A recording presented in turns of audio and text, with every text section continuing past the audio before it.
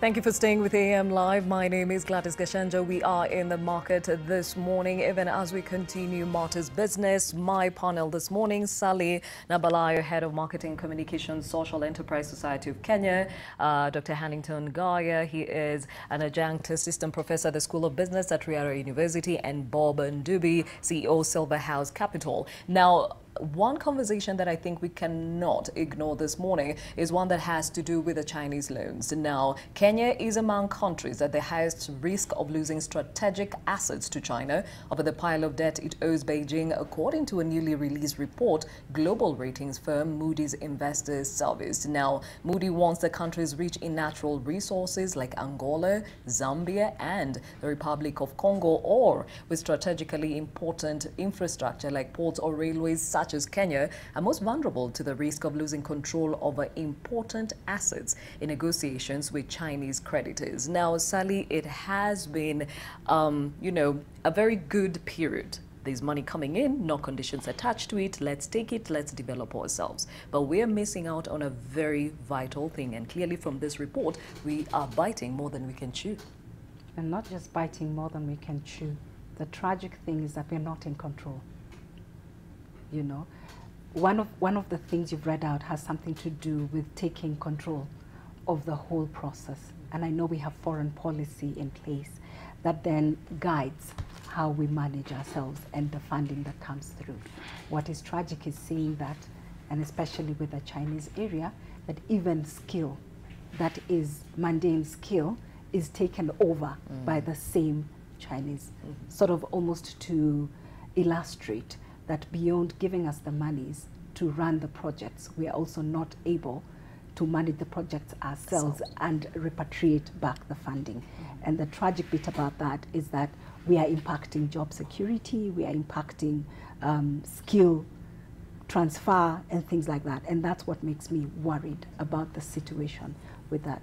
Also, have we also taken in more than we really necessarily needed? It looks like we've taken on too much at one go. Could we have done this in phases? Could we have done this in bits? And are we also reviewing back? How far are we? Where are we a year later? It looks like it's been about a year or so. Where are we? How are we performing at the backdrop of what the initial objectives were? Because there must have been business objectives around that borrowing and that funding. So then those are some of the things that are coming out that, yes, we have the funding. We needed it, all right, but did we need it at that level? Are we running the projects that, were funded as we ought to have been running them? And is the impact being felt locally, or are we servicing the debt more than we are gaining from it?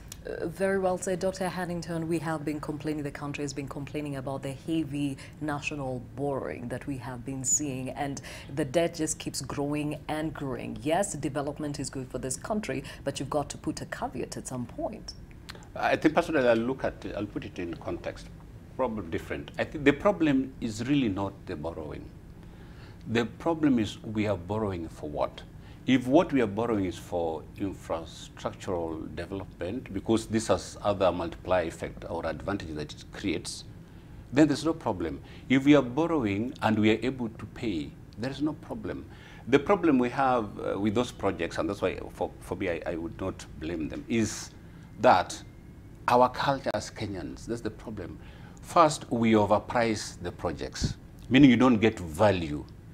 We overprice, and when you overprice and you start paying, of course, if most of this money has leaked out, you'll be paying for what is not building, what's not productive, and that's the problem. You had the amount of billions we have lost in people having scams in payment of land where the SGR passed.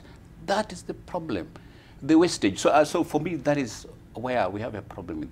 Are we conserving what the infrastructure? Are we having the first of all, are the infrastructure relevant? And they are relevant. We still don't have enough roads, still don't have enough railways, if we have to be very honest. And these things open up some areas that were hitherto, not having access to the economy. So the problem is, did we get value?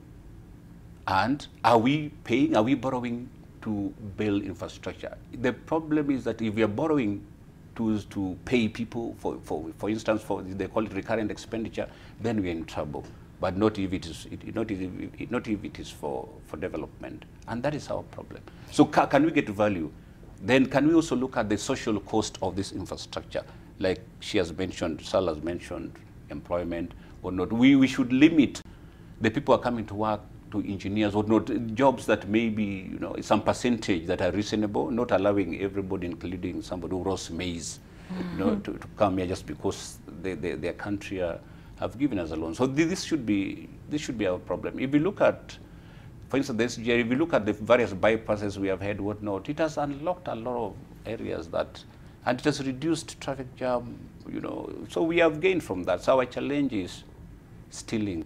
How much of this we are stealing, and then our inability to pay comes more from our culture of stealing public coffers. That's the problem. And for me, our challenge should actually not be that, but should be with the judiciary. For instance, right now we have got a fight that should tame the culture of corruption, but the judiciary are not styling up. And I was reading the constitution that you have put on the table here before when I came in, and I realized that even the power and the independence the judiciary has is delegated to them by Kenyans. So if Kenyans have said stop corruption, jail these people, they should do that. They cannot say they are independent. They're dishing mobile, there's mobile bonds, anticipatory bonds, and people continue still because they know you can get away with it. Yeah. So we should style up and correct the problems we have rather than blaming loans, blaming Chinese, blaming for what we as Kenyans, what we have as our inbuilt shortcomings, our inbuilt appetite for stolen public money, are glorifying or people are stealing. Okay, now Bob, clearly we've got to talk about the fact that even as we invest, we've got to talk about the planning, we've got to talk about the controls. And speaking of which, there are 3 Chinese nationals charged with jointly offering a $500,000 bribe to an inspector for favoring an investigation on claims of fraud at the standard gauge railway terminal in Miritini. Now, this SGR is a big project, but it has also come to unlock a lot of potential within the country. But then again, because we did not put the proper controls, we are dealing with this now. What are other avenues that probably we can exploit to ensure that what we get in not only takes care of us, but it actually catapults us further? The answer is simple. Take control of the process. We blame the Chinese for everything. Are we planning? Are we in control of this process? If you go to borrow money from the Chinese, it's not their problem. It's you who is borrowing. So are you utilizing it? Just think about it. Almost a third of what we borrow is not used for what it's borrowed for. It's used for other issues. We overprice the cost of land, the cost of the infrastructure. It's on average, and we are seeing this, it's in our press almost on a daily basis. What we have in terms of procurement is driven by interest, right? So how do we ensure then that when we negotiate with the Chinese, it's for the best interest of the nation? How do we make sure that we have men and women who are negotiating on behalf of this nation, with the interest of this nation, looking at our interest 100 years from now? For example, if you look at the SGR, fantastic project, but really in terms of the social benefits, are we benefiting? How many jobs has it created versus how many jobs people have lost since we had SGR? And let's ask ourselves, is it a one-way train? We have SGR coming from Mombasa to inland, but what are we using the SGR out? Are we exporting anything to China? Is it sufficient? Because those are the questions that we need to be having. The other thing I would like to say is that, let me say something a little about the borrowing. The issue is really not the borrowing, because sometimes I think as Kenyans we really need to separate fact from fiction. Have we borrowed? Are Kenyans right to be concerned? Yes, they have a right to be concerned. But that right to be concerned comes largely, again, how that borrowing has been utilized. Because if you look at the latest report we have from Moody's, for example, there are times you are tempted to think as a Kenyan that there is an element of scaremongering, because within the same week you realize there's a difference between the report from Moody's and Fitch. And these are American tools. And fact is, and I think we need to put this out to the nation, that yes, our debt ratio to the GDP is heading to 60%. That we should be concerned, because if we are to go by, and this There are no fast rules about this, but these are basically guidelines. A country of our level, maybe we should never go beyond 40% of the GDP. But to put this in context, we need to look at what has happened globally. If you look at countries, we've had issues where countries have borrowed to an extent of 170% of the GDP. We had that in 2007 in Japan. We had that, I think, 2007 or 2009 in Belgium, about 100% of the GDP. So the issue is really not how much we borrow. The issue is how do we utilize it?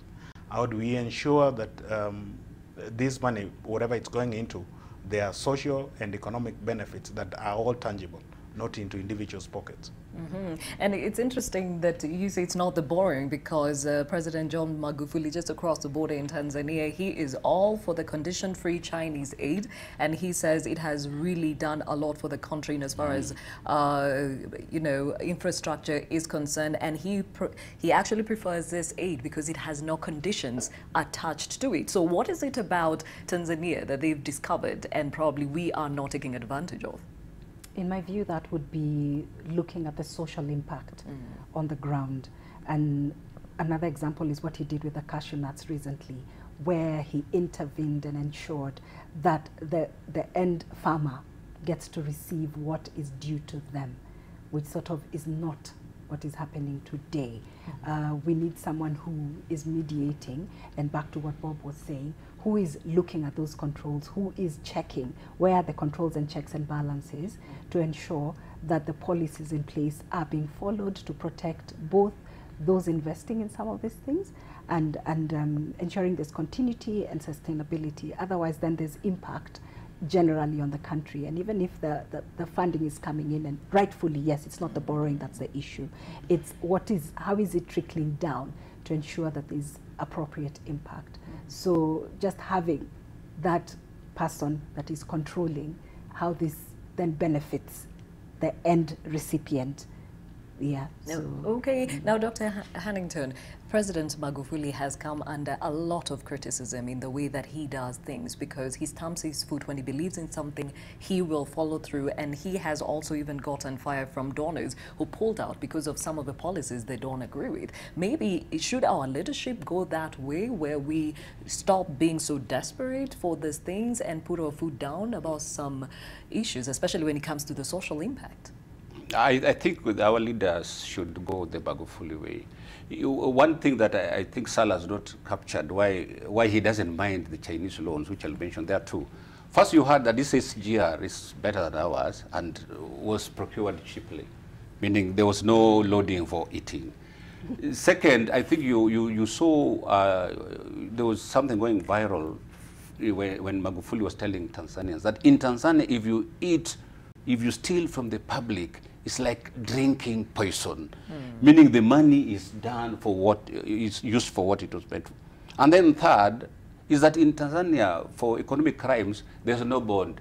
There's no human rights, because in Kenya it's shocking that, for instance, I'll give an example, that when you steal money meant for drugs, for instance, billions, and you know who I'm referring to.